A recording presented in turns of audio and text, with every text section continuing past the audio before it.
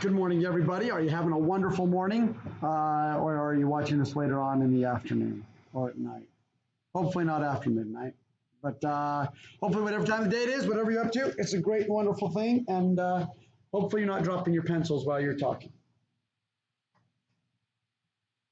Or while you're listening.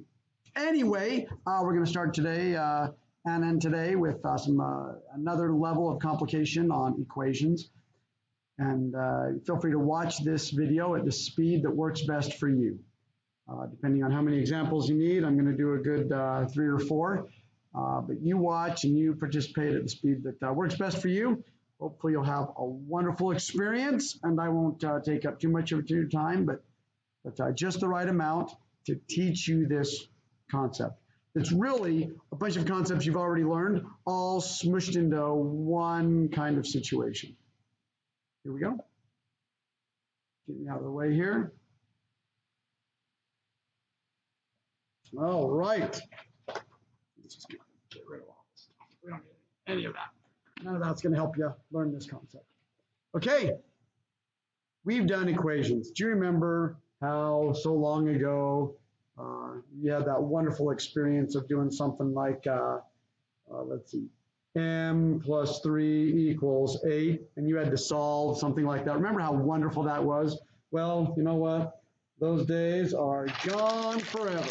They're not coming back. You already know how to do those. We're not doing them anymore. Today we're doing problems like this.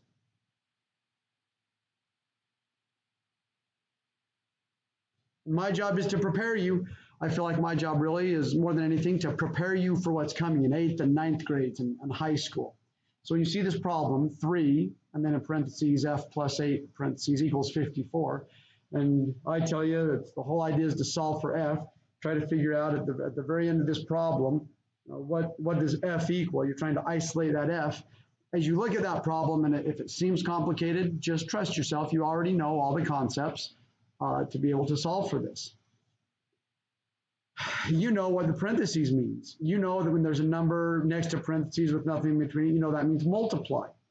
And you know that when you distribute the distributive property, you can distribute that 3 to both of them inside the parentheses, which gives you 3f's, because it's 3 times f, and then we've got this plus, so 3 times plus 8's.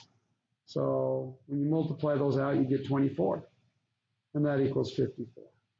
And in that one step of accomplishing that, distributing the 3 to every term inside the parentheses, excuse me, getting all choked up because this is so beautiful. You're now into a 2-step equation. You've done problems like this for the last little while. You know that if it's plus, you can subtract it off so that it goes to 0. And you have to do it on both sides of the equal sign to make it work. So then 3f's equals 30. Then upon doing so, you've got this 1-step equation, like what I said you were never going to see again. You are going to see it again. Not only are you going to see it again, you're going to see it all the time. You're going to get every equation you work on, these 10, 12, 20-step equations, you're going to get them down to these 1-step equations that we learned. That's why we learned them, so you can do this step, and then more steps can be built on top of them. Divide both sides by 3, so f equals 10. That took, 1, 2, maybe 3-ish and a half, 4. It took really, 4 or 5 steps to come to a solution, and a lot of knowledge in between those steps to accomplish it. And there you go. F is 10. And if you want, you can plug the 10 back in. 10 plus 8, that's 18. Is 18 times 3 54? Sure is. You can use your calculator to make sure. You can hit pause on this video. We're not doing that one. Let's come over here. Another example. What if you see a problem like this?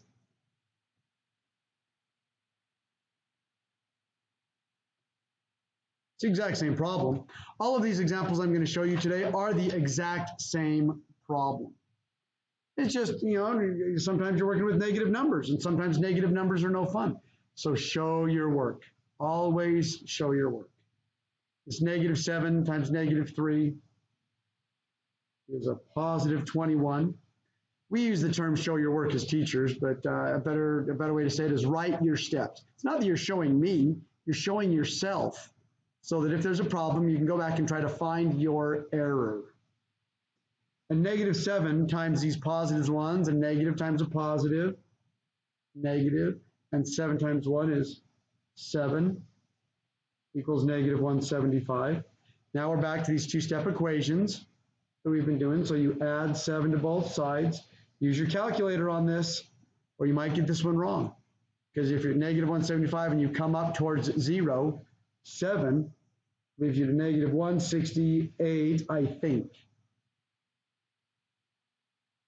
You can use a calculator to make sure. Divide by 21. X is, it's just going to be a negative. 168 divided by 21 on your calculator. Type it in. Hit pause if you want. Is it 81? Is it 80? Maybe it's 80. 168 divided by 21. It's 8. It's not 81. You just kind of pretend I never even wrote that. There's a Larson mistake. Good thing I was writing my steps so I could get it right. X equals negative 8. Then when I take this negative 8 and I put it in there, times that, that's 24 plus 1 is 25. Negative 7 25s, your calculator will tell you it's right. Okay, another example. Negative 8, 1 plus 7n equals negative 344. Don't be afraid when you see them in different orders. It's all right, they can be in different orders, it's the same process. Negative 8 times 1, and a negative 8 times a positive 7, negative 56n, we've memorized our times tables, is a negative 344. To undo these steps, you undo this negative 8 that's all by itself, so you add 8 on to get it to 0, and you add 8 on, keep the sign with it, that's a negative 56n's. Negative 344, when you come up 8 from that, you're at negative 336, I think. Use your calculator to make sure. Divide by negative 56, and you'll be done. And when you divide that, how many of those are in that? Type it in your calculator, and get 6 is the answer, I hope. Negative 336 divided by negative 56, 6, and is 6. So don't be afraid if the n shows up switched around from how we usually see it. Well, in the same measure, don't be concerned if you see the equals sign written with some opposite directions as well. Don't be sad if you see the parentheses and the variable on the right side. It's still the exact same problem. This is still 330. You can still distribute the negative 6 on both of these. Negative 6 times negative 7. Use your calculator. Unless you've memorized this by now, the same sign is positive. Negative 6 times negative 6. 2 negatives make a positive, and that's 36. Now we're just at a two-step equation. Get rid of that 36 out there, turn it into 0 by minusing 36 off. Use your calculator on this to not get it wrong. You want to be able to get 294 on this. But the way to get 294 on that is to use your calculator. And I'm hoping I'm doing it right. Divide both sides by 42. And boy, I'm trying to do it in my head real quick, but let's see what I get. Like 7 or something? No, it's not going to be 7. Divided by 42. Oh, it is 7. Why is that 7? 2 times 7, that's 14. That's the 4. I'll get there. Thank goodness for calculators. X equals 7. And yes, your math teachers like to see it written X equals 7. Sometimes I'll have you circle it. There you go. one step, two steps, three steps with a bunch of writing in between. Now I could go on. I could do this with problems with decimals. I could work this out with problems with fractions, but it's the exact same concept.